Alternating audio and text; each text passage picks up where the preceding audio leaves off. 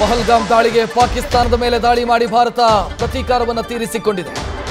ಪ್ರತೀಕಾರ ಯಾವ ರೂಪದಲ್ಲಿತ್ತು ಅಂತಂದ್ರೆ ಪಾಕಿಸ್ತಾನಕ್ಕೆ ಕೊಡಬೇಕಾಗಿರುವಂತಹ ಸಂದೇಶವನ್ನು ಸ್ಪಷ್ಟವಾಗಿ ಕೊಡಲಾಗಿದೆ. ರಣಭೀಕರ ಕೌಂಟರ್ ಅಟ್ಯಾಕ್ ಮಾಡಿದೆ ಭಾರತದ ಸೇನೆ. ಪಾಕಿಸ್ತಾನದ ದಾಳಿಯ ಎಲ್ಲಾ ಪ್ರಯತ್ನಗಳನ್ನ ಕೂಡ ವಿಫಲಗೊಳಿಸಿತು ಭಾರತದ ಸೇನೆ.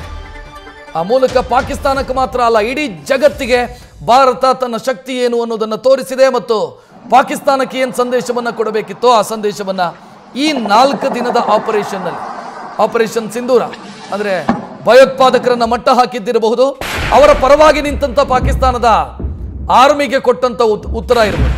ಇದೆಲ್ಲವೂ ಕೂಡ ಭಾರತದ ಶಕ್ತಿ ಏನು ಅನ್ನೋದನ್ನ ಜಗತ್ತಿನ ಮುಂದಿಟ್ಟಿದೆ. ಹಂಗಿದ್ರೆ ಈ 4 ದಿನದ ಆಪರೇಷನ್ ಸಿಂಧೂರ್ನಲ್ಲಿ ಭಾರತ ಕೊಟ್ಟಂತ ಸಂದೇಶ ಏನು? ಸ್ಪಷ್ಟ ಇದೆ ಭಾರತದ ಸಂದೇಶ. ಭಾರತ ಶಾಂತಿಯನ್ನು ಬಯಸುತ್ತೆ. ಶಾಂತಿ ಅಂದ ತಕ್ಷಣ ಏನೇ ಮಾಡಿದರೂ ಕೂಡ ಸುಮ್ಮನೆ ಕೂರುತ್ತೆ ಅಂತಲ್ಲ, ಮೌನವಾಗಿರೋದಿಲ್ಲ ಭಾರತ.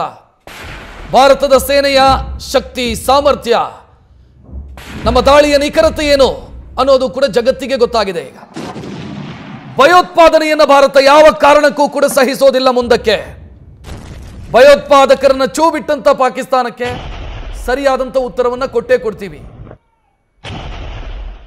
ಮೌಲಾನಾ ಮಸೂದ್ ಅಜರ್ ಸೇರಿ ಮಸೂದ್ ಅಜರ್ನ ಫ್ಯಾಮಿಲಿ ಮೆಂಬರ್ಸ್ ಸೇರಿ ಪ್ರಮುಖ ಉಗ್ರರನ್ನ ಹೊಡೆದುರುಳಿಸಿ ಸ್ಪಷ್ಟ ಸಂದೇಶವನ್ನು ಭಾರತ ಕೊಟ್ಟಿದೆ.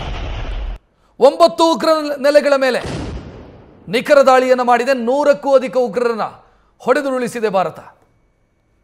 ಸದ್ಯ ಪಾಕಿಸ್ತಾನ ಅವರಿಗೆ ಪರಿಹಾರ ಕೊಡುವಂತ ಕೆಲಸ ಮಾಡ್ತಾ ಇದೆ. ಭಾರತದ ತಯಾರಿ ಹೇಗಿತ್ತು ಅಂತಂದ್ರೆ, ನಮ್ಮ ಸೇನಾ ನೆಲೆಗಳಿಗೆ ಯಾವುದೇ ರೀತಿಯಲ್ಲೂ ಕೂಡ ಸಮಸ್ಯೆ ಆಗಲಿಲ್ಲ.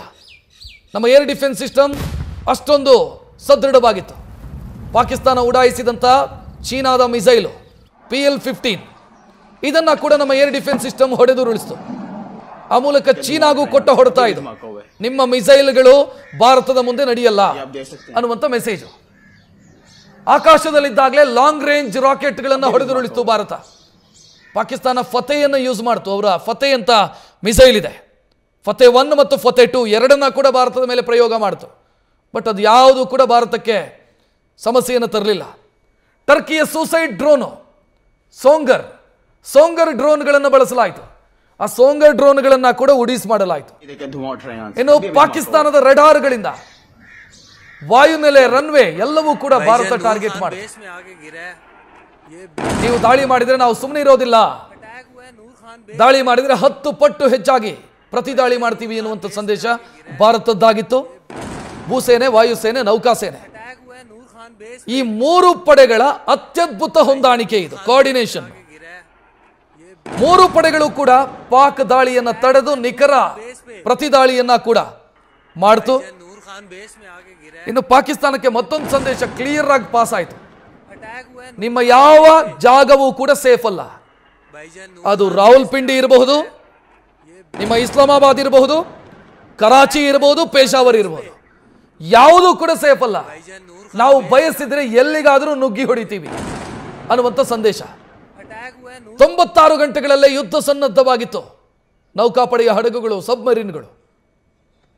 ಆ ಮೂಲಕ ವಾರ್ ಸುಪ್ರಿಮಸಿಯನ್ನು ಸಾಧಿಸಿದೆ ಭಾರತ.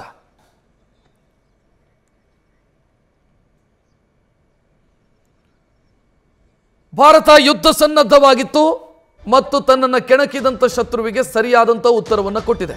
ಎಲ್ಲಕ್ಕಿಂತ ಹೆಚ್ಚಾಗಿ ಸೈಕಾಲಜಿಕಲ್ ವಾರ್ ಅಂತ ಏನು ಕರಿತೀವಿ, ಶತ್ರುವಿನ ಎದೆಯಲ್ಲಿ ನಡುಕ ಹುಟ್ಟಿಸುವಂಥ ಕೆಲಸ, ಅದನ್ನು ಈ ಬಾರಿ ಭಾರತ ಸ್ಪಷ್ಟವಾಗಿ ಮಾಡಿದೆ. ನಾವು ಬಯಸಿದ್ರೆ ನಿಮ್ಮ ಇಸ್ಲಾಮಾಬಾದು ಕೂಡ ಚಿಂದಿಯಾಗತ್ತೆ ಅನ್ನುವಂಥ ಸಂದೇಶ. ನ್ಯೂಸ್ ಫಸ್ಟ್, ನಿರ್ಭೀತಿಯಿಂದ ನಿಮ್ಮ ಪರವಾಗಿ.